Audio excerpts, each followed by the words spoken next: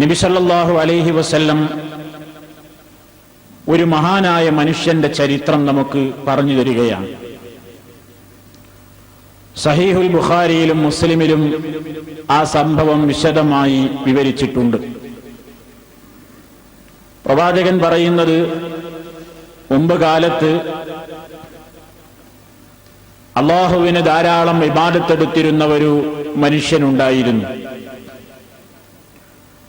അദ്ദേഹം ഒരു പ്രത്യേകമായ ആരാധനാ കേന്ദ്രം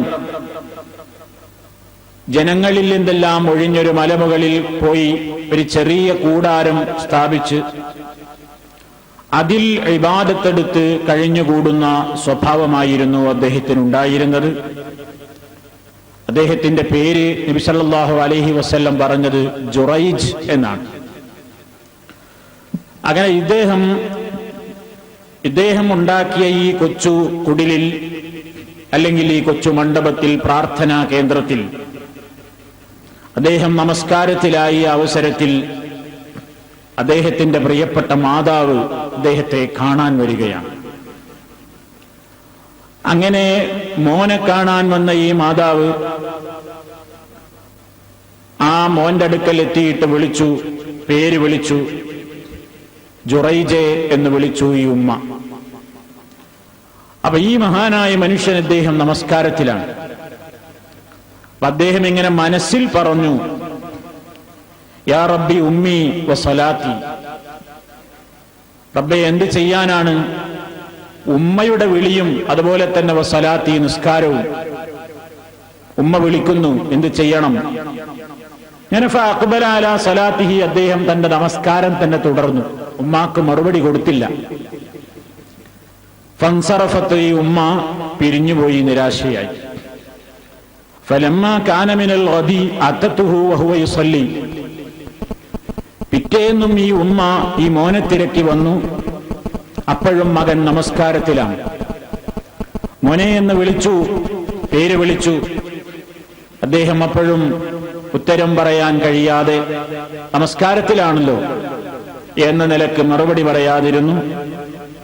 ഈ ഉമ്മ ഇതുപോലെ തന്നെ തിരിച്ചുപോയി, മകനെ കാണാൻ കഴിയാതെ നിരാശയോടുകൂടി. മൂന്നാമത്തെ ദിവസവും ഈ ഉമ്മ വന്നു. അപ്പോഴും മകൻ നമസ്കരിച്ചു കൊണ്ടിരിക്കുകയാണ്. അപ്പോഴും അവർ വിളിച്ചു, യാ ജുറൈജ്, ജുറൈജെ എന്ന് വിളിച്ചു. ഫഖാല, അപ്പോഴും ഇദ്ദേഹം മനസ്സിൽ ഇങ്ങനെ പറഞ്ഞു, ഐ റബ്ബി ഉമ്മി വസലാത്തി, റബ്ബെ ഉമ്മയും നമസ്കാരവും ഒരുമിച്ച് വന്നല്ലോ. അങ്ങനെ അദ്ദേഹം നമസ്കാരത്തിൽ തന്നെ കഴിഞ്ഞുകൂടി. ഈ ഉമ്മ ആ അവസരത്തിൽ മൂന്നാമത്തെ ദിവസം മനസ്സിന്റെ വേദന നിറഞ്ഞ നിലക്ക്, അതാണ് നമ്മുടെ ഇന്നത്തെ വിഷയം, മനസ്സിന്റെ വേദന നിറഞ്ഞുകൊണ്ട് ആ ഉമ്മ അവിടെ ഇന്നുകൊണ്ട് പ്രാർത്ഥിക്കുകയാണ്. അല്ലാഹുമ്മ ലാ തുമിതുഹു ഹത്താ യൻദുറ ഇലാ വുജൂഹിൽ മുമിസാത്ത്, അല്ലാഹുവേ ലാ തുമിതുഹു, ഇവനെ മരിപ്പിക്കരുതേ. മകനെതിരിലുള്ള ഒരു പ്രാർത്ഥന നടത്തുകയാണ് ഉമ്മ.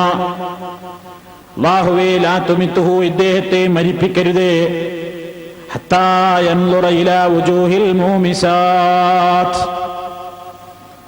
തെമ്മാടിത്തരം പ്രവർത്തിക്കുന്ന ദുർവൃത്തകളായ വേശ്യകളുടെ മുഖത്തേക്ക് നോക്കുന്നതിന്റെ മുമ്പ് എന്റെ മകനെ മരിപ്പിക്കരുതേ എന്ന്, ഇദ്ദേഹത്തെ മരിപ്പിക്കരുതേ എന്ന് ഉമ്മ മനസ്സ് പൊട്ടിക്കൊണ്ട് വിലപിക്കുകയാണ്, പ്രാർത്ഥിക്കുകയാണ്.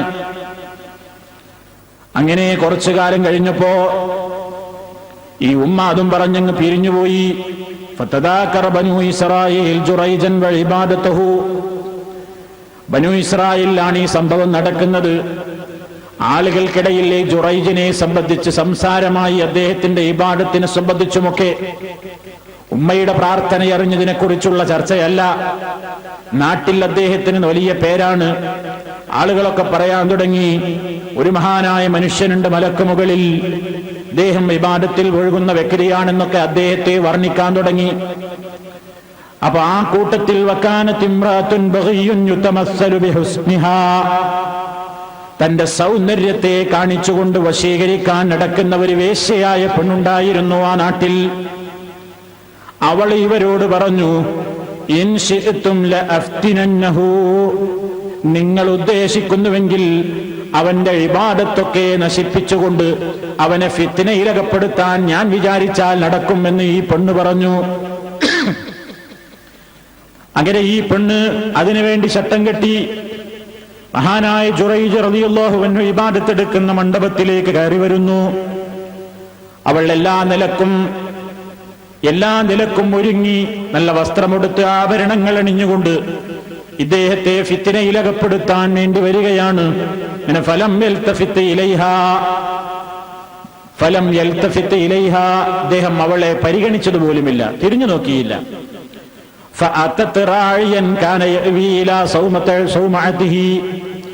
അപ്പോൾ ഈ പെണ്ണ് ഒരു തന്ത്രം പ്രയോഗിച്ചു. അവൾ അവിടെ ഈ മഠത്തിലേക്ക് ഇടയ്ക്കിടെ കയറി വരാറുള്ള ഒരു ഇടയനുണ്ടായിരുന്നു. ആ ഇടയ ചെറുക്കനെ സമീപിച്ചുകൊണ്ട് അവളും അവനുമായി ശയനം നടത്തുകയും അങ്ങനെ അവൾ ഗർഭിണിയാവുകയും ചെയ്തു. ഫലമ്മ വലദത്ത്, അങ്ങനെ അവൾ പ്രസവിച്ചപ്പോൾ അവൾ പറഞ്ഞു, ഇത് കുഞ്ഞു ജുറൈജിന്റെ സന്താനമാണ് എന്ന് പറഞ്ഞു ജുറൈജിനെ നാടൊട്ടാകെ വിഷമിപ്പിക്കാൻ വേണ്ടിയുള്ള പ്രചരണത്തിലെ പെണ്ണ് ഏർപ്പെട്ടു.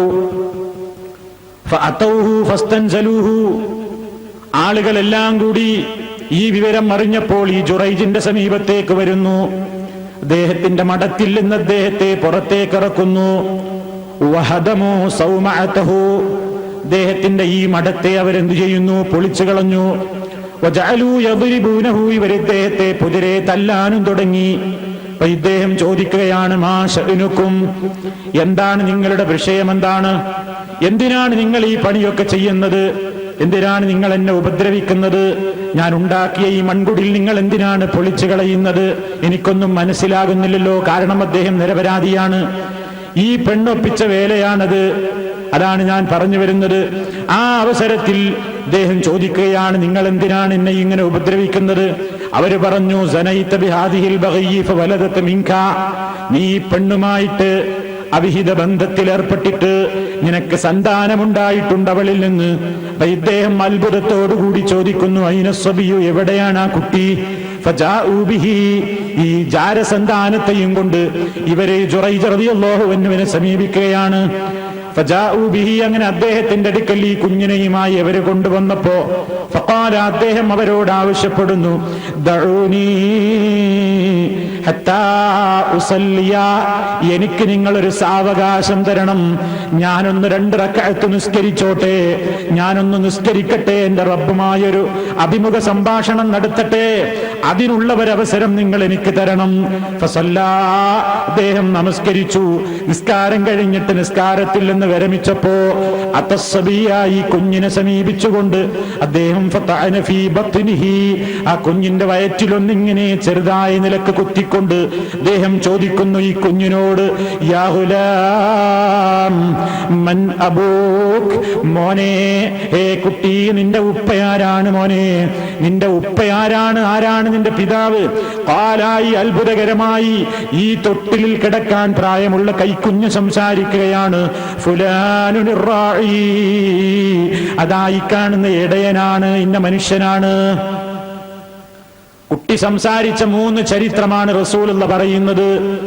തൊട്ടിലിൽ കിടക്കുന്ന കൈക്കുഞ്ഞായിരിക്കെ റസൂലുള്ളാഹിയുടെ ഹദീസിൽ കാണാം, ലം യതകല്ലം ഫിൽ മഹ്ദി ഇല്ലാ സലാസ, തൊട്ടിലിൽ കിടക്കുന്ന ശിശുപ്രായത്തിൽ 3 ആളുകൾ ഒഴികെ സംസാരിച്ചിട്ടില്ല. അതിലൊന്ന് ഈസ ഇബ്നു മറിയം അലൈഹിസ്സലാം, ഈസാ നബി അലൈഹിസ്സലാമാണ് സംസാരിച്ചത്.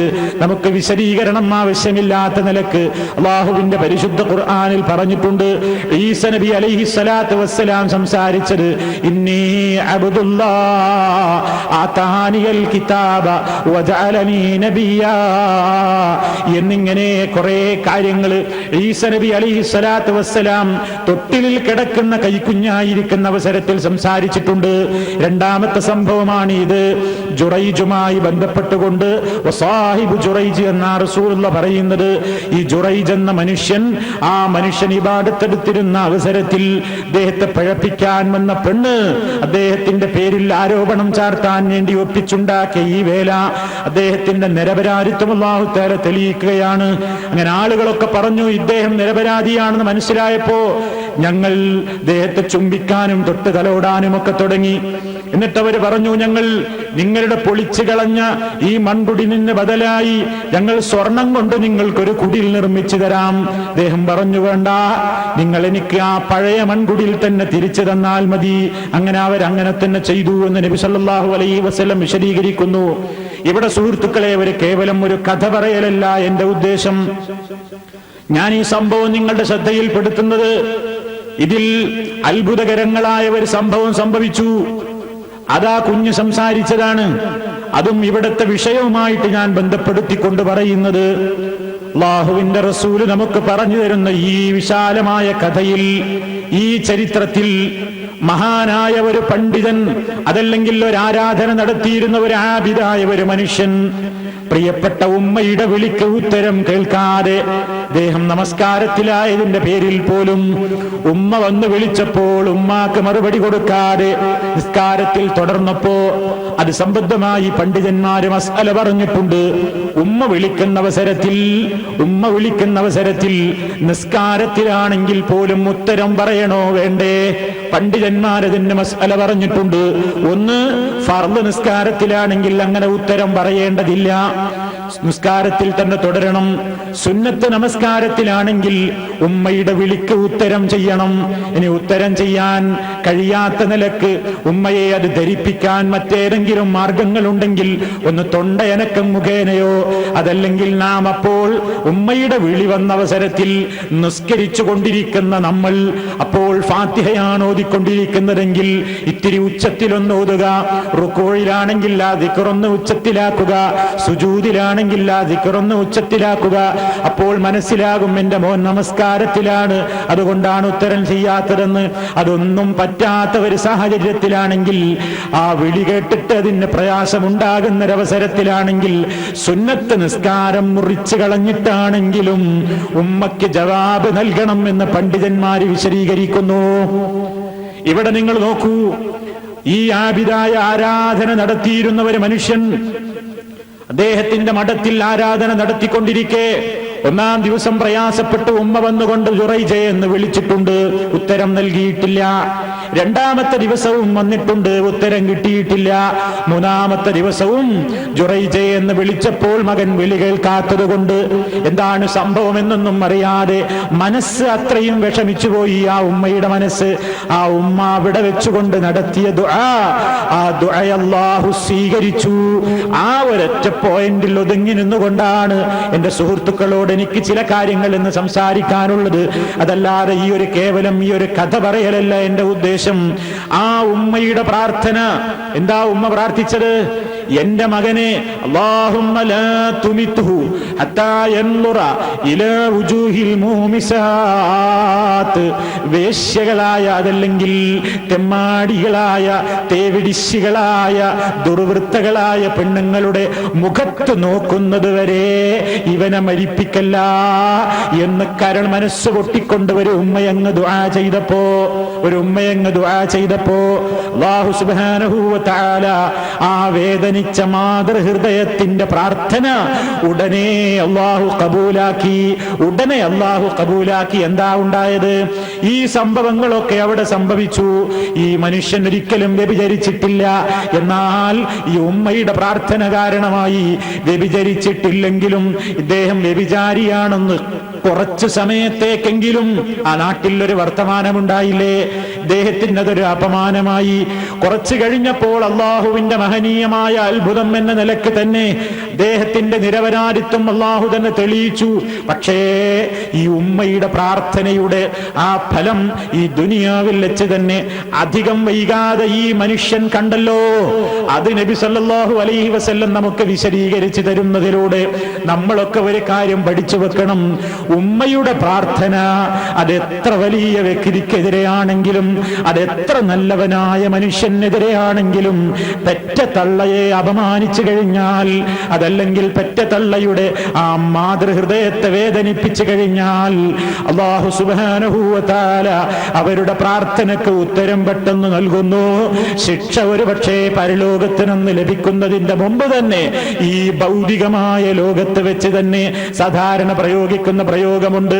വരമ്പത്ത് നിന്ന് തന്നെ കൂലി കിട്ടുന്ന മഹാപാപമാകുന്നു ഉമ്മയെയും ഉപ്പയെയും വേദനിപ്പിക്കുക എന്നത്. അൽ ജസാഉ മിൻ ജിൻസിൽ അമൽ എന്നൊരു പ്രയോഗവുമുണ്ട്. ചെയ്ത അതേ പ്രവർത്തനം കൊണ്ട് തന്നെ തിരിച്ചടി കിട്ടുക എന്നാണ് അതിന് പറയുന്നത്. അത് മാതാപിതാക്കളോടൊരാൾ അനാദരവ് കാണിച്ചു കഴിഞ്ഞാൽ അല്ലാഹുവിന്റെ കോടതിയിൽ അവൻ ശിക്ഷിക്കപ്പെടുന്നതിന്റെ മുമ്പ് തന്നെ ഈ ഭൗതികമായ ലോകത്ത് അവന്റെ മക്കളിലൂടെ തന്നെ തിരിച്ചടി ഉണ്ടാകുന്നതിനാണ് അൽ ജസാഉ മിൻ ജിൻസിൽ അമലി എന്നതുപോലെയുള്ള പ്രയോഗങ്ങൾ. ഏത് തെറ്റാണ് ചെയ്തതെങ്കിൽ അതേ രൂപത്തിലുള്ള തെറ്റിലൂടെ, പ്രവർത്തനത്തിലൂടെ തിരിച്ചടി ലഭിക്കുക.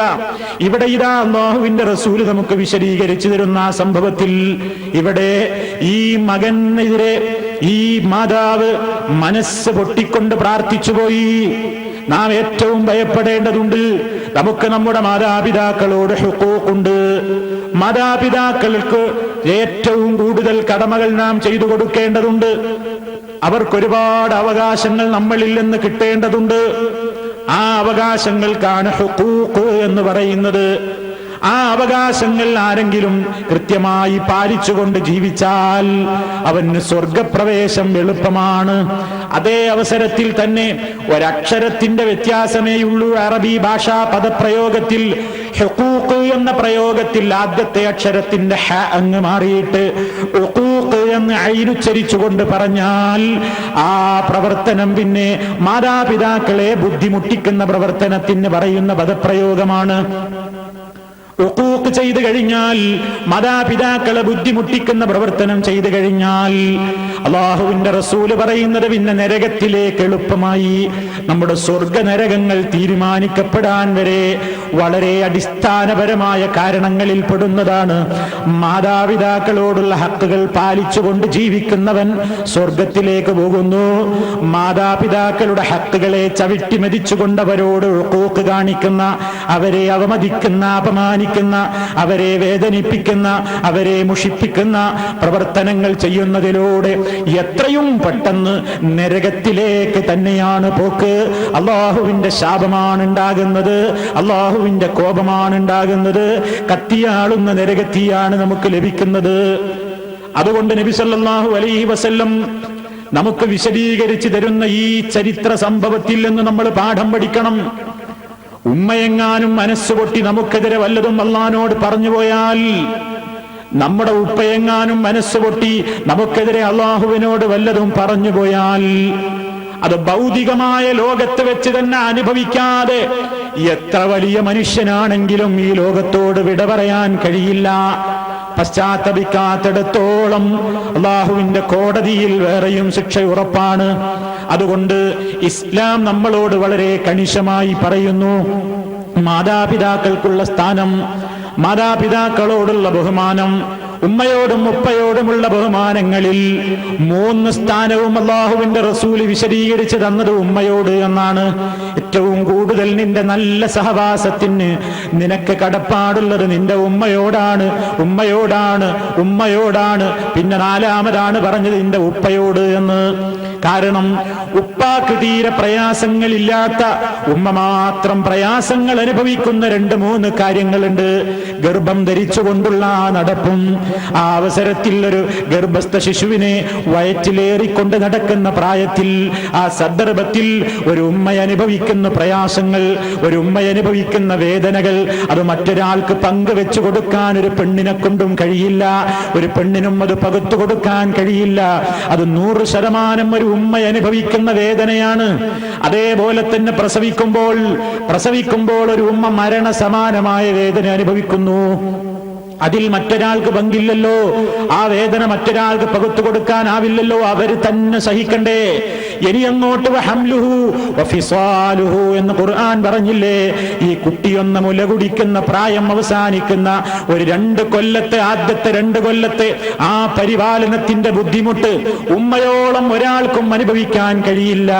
ഉമ്മക്ക് അത്രയും ആ വിഷയത്തിൽ എല്ലാ നിലക്കുള്ള പ്രയാസങ്ങളെയും അവർ മാറ്റിവെക്കുകയാണ്.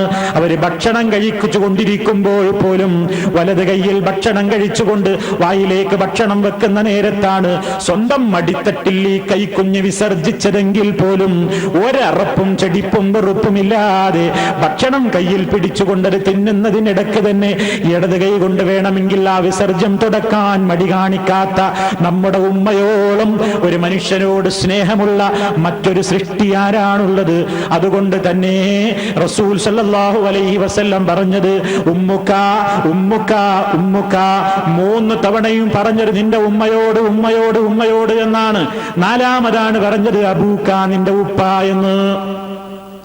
നിങ്ങൾ ചിന്തിച്ചു നോക്കൂ, ഈ നിലക്ക് ഏറ്റവും കൂടുതൽ പ്രയാസം അവർ സഹിക്കുന്നു എന്ന് ഖുർആൻ പറഞ്ഞു. ഹമലത്തുഹു ഉമ്മുഹു വഹ്നൻ അലാ വഹ്ൻ വഹംലുഹു വഫിസാലുഹു എന്നിങ്ങനെ വിശുദ്ധ ഖുർആൻ അവിടെ വിശദീകരിച്ചിട്ടുണ്ടല്ലോ.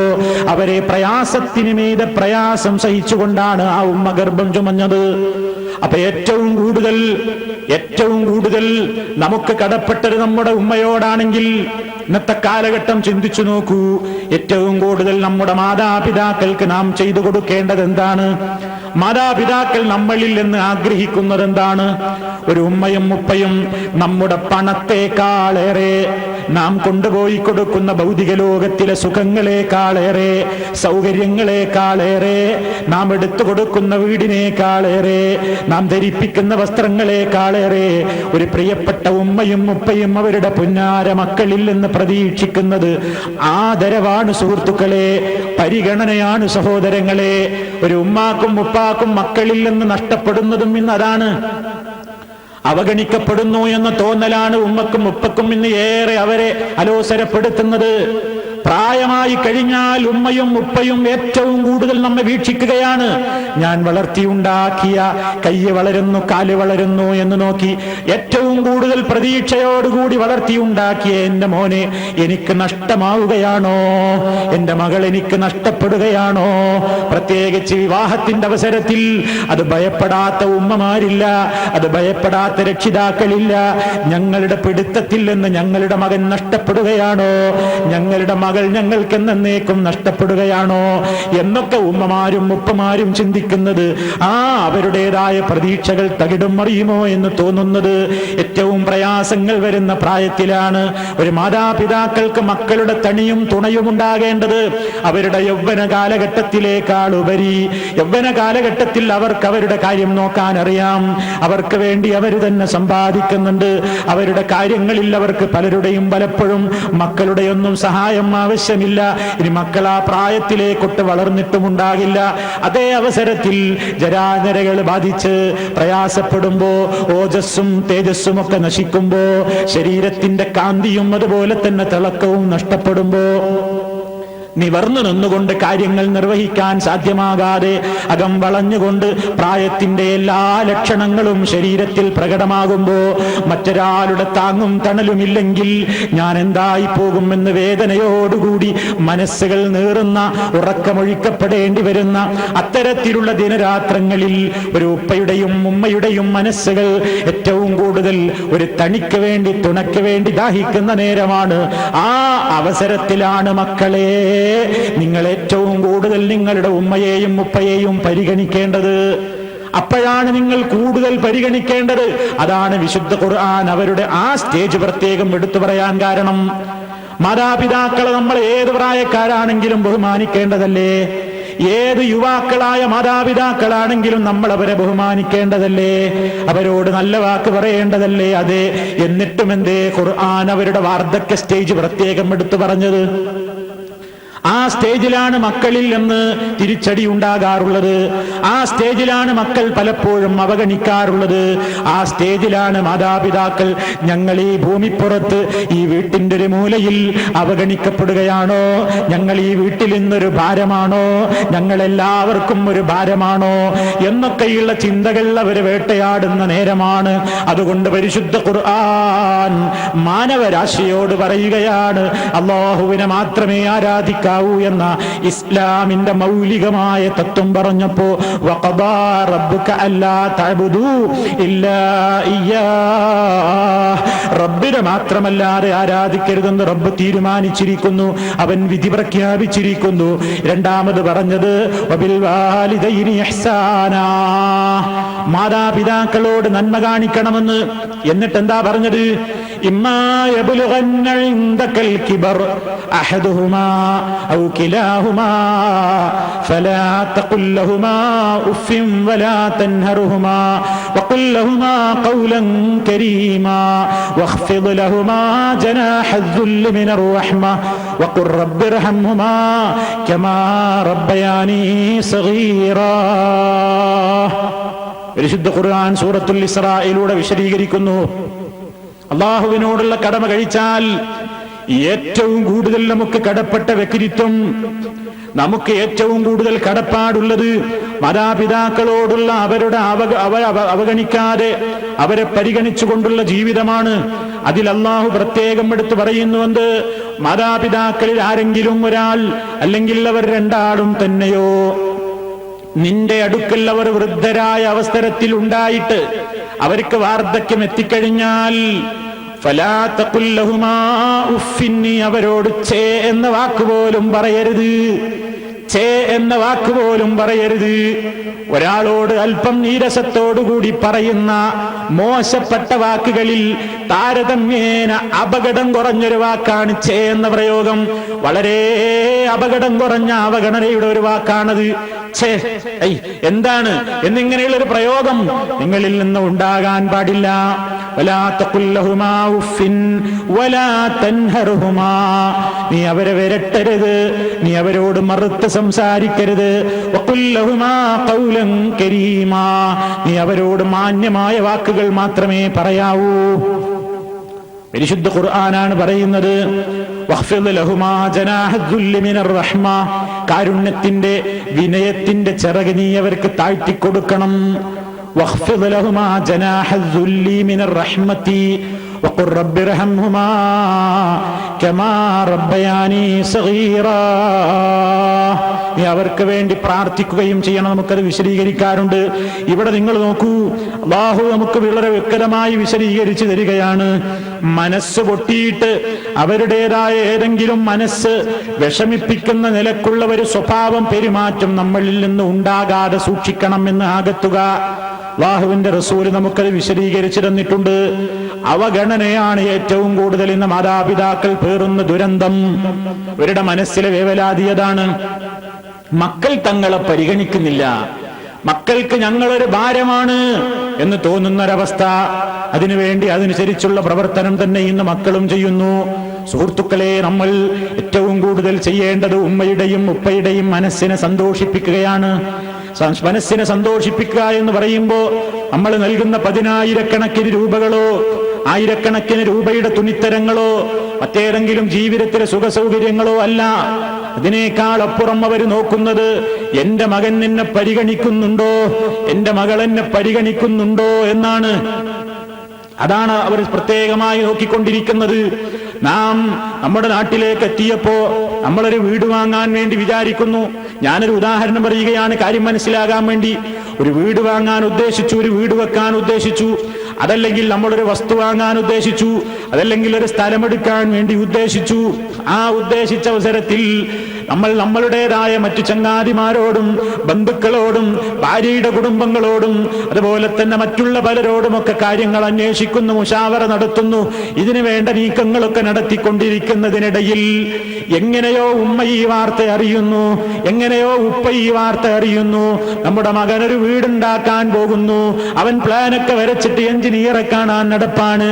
അതല്ലെങ്കിൽ നമ്മുടെ മകൻ വീടിന് വേണ്ടി ഒരു പറമ്പ് വാങ്ങാൻ, ഒരു വസ്തു വാങ്ങാൻ തീരുമാനിച്ചിരിക്കുന്നു. അത് ഈ ഉമ്മയും ഉപ്പയും അറിയുന്നത് അയൽവാസികളിൽ നിന്നാണെങ്കിലോ മറ്റുള്ള ആളുകളിൽ നിന്നാണെങ്കിലോ ആ ഉമ്മയുടെയും ഉപ്പയുടെയും മനസ്സിനുണ്ടാകുന്ന വേദന എത്രയാണ്, അവരുടെ മനസ്സിനുണ്ടാകുന്ന വിഷമം എത്രയാണ്. അവരെ പരിഗണിച്ചില്ല എന്നല്ലേ അവർക്ക് തോന്നുന്നത്. വളർത്തിയുണ്ടാക്കിയ മകൻ വളർന്നു വലുതായപ്പോ ഇപ്പൊ അവന് നമ്മൾ വേണ്ട, നമ്മളോട് കൂടി ആലോചിക്കുന്നില്ല, അവൻ ഇപ്പോൾ ഒരു ഭാരമാണ്, നമ്മളെ ഒരു കാര്യത്തിനും അവൻ പരിഗണിക്കുന്നില്ല, അവനിപ്പോൾ മറ്റു പലരുമാണ് നമ്മളെക്കാൾ ഏറ്റവും വലുത് എന്നൊക്കെ ചിന്തിക്കുന്ന പ്രായമായ ഉമ്മയും ഉപ്പയും ആ മനസ്സിനുണ്ടാകുന്ന വേദന കഴുകിക്കളയാൻ ഒരു 10,000ന്റെ കെട്ട് നമ്മൾ അവരുടെ മുമ്പിൽ കൊണ്ടുപോയിട്ടത് കൊണ്ട് ആ മനസ്സിന്റെ വേദന മാറുകയില്ല. അതേ അവസരത്തിൽ സുഹൃത്തുക്കളെ, നാം അങ്ങനെ ഒരു കാര്യത്തിന് വേണ്ടി ഒരുങ്ങുമ്പോ ഉപ്പയോട് പറയുന്നു അല്ലെങ്കിൽ ഉമ്മയോട് പറയുന്നു, ഉമ്മ ഞാനിങ്ങനെ ഒരു കാര്യം സ്ഥലമെടുക്കാൻ വിചാരിച്ചിട്ടുണ്ട്, അല്ലെങ്കിൽ ഉപ്പ ഞാനിങ്ങനെ ഒരു കാര്യം ചിന്തിക്കുന്നുണ്ട്, എന്താ ഉപ്പയുടെ അഭിപ്രായം, അതിന് ഇത്രയാണ് വില പറയുന്നത്, വില കൂടുതലാണോ ഉപ്പ കുറവാണോ, എന്താണ് നിങ്ങളുടെ അഭിപ്രായം എന്നൊക്കെ പറഞ്ഞ് അവരുമായി ഒരു മുശാവറ നടത്തിയിട്ട് ഇനി സ്ഥലം വാങ്ങുകയാണെങ്കിൽ അല്ലെങ്കിൽ നമ്മൾ എന്തെങ്കിലും ഒരു ഇടപാട് നടത്തുകയാണെങ്കിൽ ഉപ്പയുടെ കയ്യിൽ അഡ്വാൻസ് കൊടുത്തിട്ട് ഉപ്പയോട് പറയുന്നു, നിങ്ങൾ ഈ അഡ്വാൻസ് കൊടുക്കണം, ഉപ്പാന്റെ കൈ കൊണ്ട് കൊടുക്കുന്നതാണ് എനിക്ക് ഏറ്റവും കൂടുതൽ ഇഷ്ടം, അതല്ലെങ്കിൽ എന്റെ പൊന്നു ഉമ്മ കൊടുക്കണം, എന്റെ ഉമ്മയുടെ കൈ കൊണ്ട് കൊടുക്കുന്നതാണ് എനിക്ക് ഏറ്റവും ഇഷ്ടം എന്ന് പറയുമ്പോ ആ ഉമ്മക്കും ഉപ്പക്കും നമ്മുടെ അഡ്വാൻസ് നമ്മുടെ കയ്യിൽ നിന്ന് വാങ്ങിയിട്ട് അവരെ ഏൽപ്പിക്കുന്നത് കൊണ്ട് ഉമ്മാക്കും ഉപ്പാക്കും എന്താ കാര്യം, അവർക്ക് വല്ല നോട്ടും കിട്ടുന്നുണ്ടോ, അവർക്ക് അതുകൊണ്ട് വല്ല ഗുണവും കിട്ടുന്നുണ്ടോ, ഇല്ല. പക്ഷേ എങ്കിലും നാം നൽകുന്ന ആയിരക്കണക്കിന് ദിർഹമുകളേക്കാൾ അവരുടെ മനസ്സിന് സന്തോഷമുണ്ടാക്കുന്ന ഒരു പെരുമാറ്റമാണത്. എന്റെ മകൻ എന്നെ പരിഗണിച്ചല്ലോ, എന്റെ മകൾ എന്നെ പരിഗണിച്ചല്ലോ. നാം അവർക്ക് ഒരുപാട് നൽകുന്നതിനേക്കാളും നമ്മുടെ ജീവിതത്തിന്റെ പ്രധാനപ്പെട്ട പ്രശ്നങ്ങളിൽ ഉമ്മയെയും ഉപ്പയെയും ഒക്കെ കൂട്ടിക്കടിപ്പിച്ച് അവരോടൊക്കെ കാര്യങ്ങൾ മുശാവറ നടത്തുന്ന ഒരു സ്വഭാവമുണ്ടെങ്കിൽ പ്രായമെത്തുന്ന മാതാപിതാക്കളെ സംബന്ധിച്ചിടത്തോളം അവരുടെ മനസ്സിന് വേദനിക്കുകയില്ല. അതാണ് മുശാവറ നടത്തണം എന്ന് പറയുന്നതിന്റെ തത്വമാണ്. എന്തിനാ ഇസ്ലാം മുശാവറ നടത്താൻ പറയുന്നത്? മുശാവറ നടത്തുന്ന ആളുകളൊക്കെ പറയുന്ന അഭിപ്രായം കേൾക്കാനാണോ?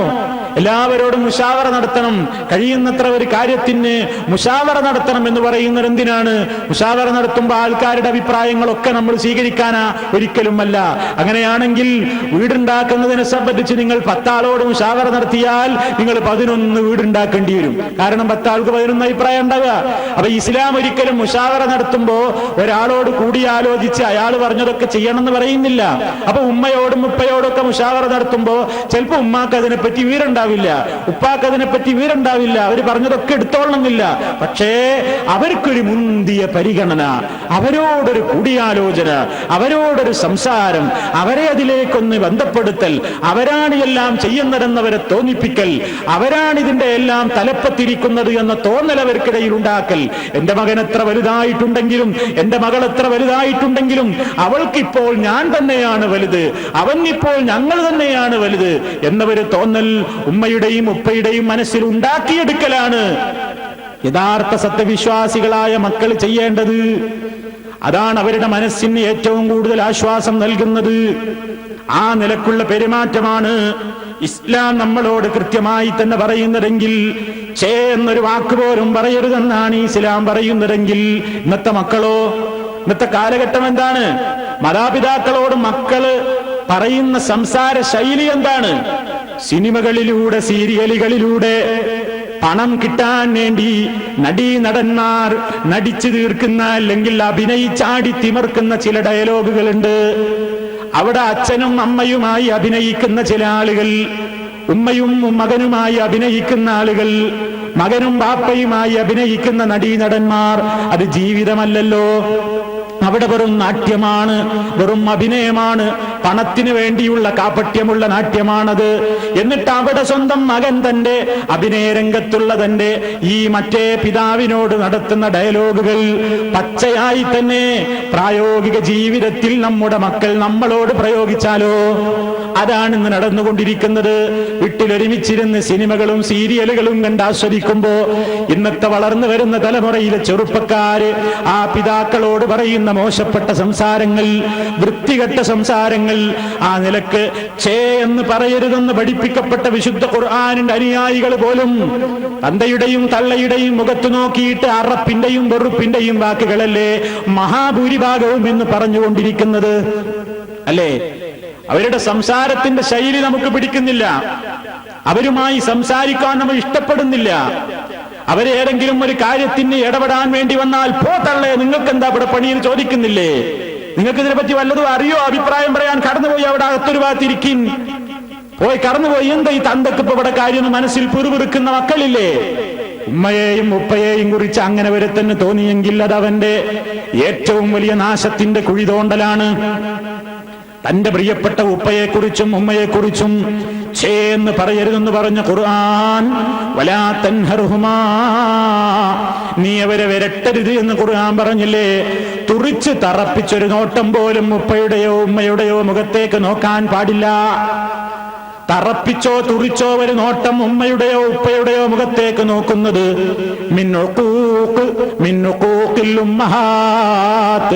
മാതാപിതാക്കളെ ബുദ്ധിമുട്ടിക്കുന്ന പാതകമായ കുറ്റത്തിലാണ് ഞങ്ങൾ ഗണിച്ചിരുന്നതെന്ന് മഹാന്മാരായ സ്വഹാബിമാർ പറഞ്ഞതായി നമുക്ക് റിപ്പോർട്ടുകൾ കാണാം.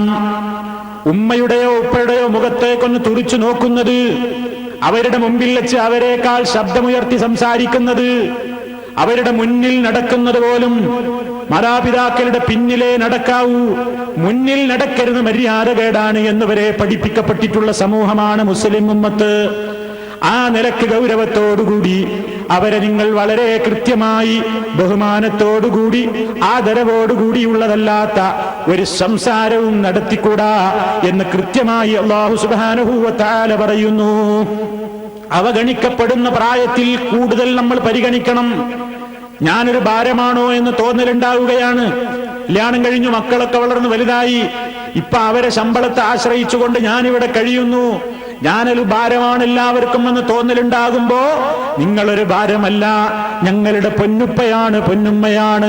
അവരുടെ മനസ്സിന് കുളിരുണ്ടാകുന്ന, സന്തോഷമുണ്ടാകുന്ന പെരുമാറ്റങ്ങൾ കൂടുതൽ കൂടുതൽ മക്കളെ നിങ്ങൾ കാണിക്കണേ എന്നാണ് ഇസ്ലാം പറയുന്നത്. ഇമ്മാ യബ്ലുഗന്ന ഇൻദകൽ കിബർ അഹദുഹുമാ ഔ കിലാഹുമാ ഫലാ തഖുൽ ലഹുമാ ഉഫിൻ വലാ തൻഹർഹുമാ വഖുൽ ലഹുമാ ഖൗലൻ കരീമാ. ആളുകൾ കയറി വരുന്ന സ്ഥലത്ത് ഉമ്മയെയോ ഉപ്പയെയോ കണ്ടാൽ ദേഷ്യം പിടിക്കുന്ന മക്കളില്ലേ? വീട്ടിന്റെ സ്വീകരണ മുറിയിൽ ഉമ്മക്കും ഉപ്പയ്ക്കും പ്രവേശനമില്ലാത്ത വീടുകളില്ലേ? കാരണം എന്താ?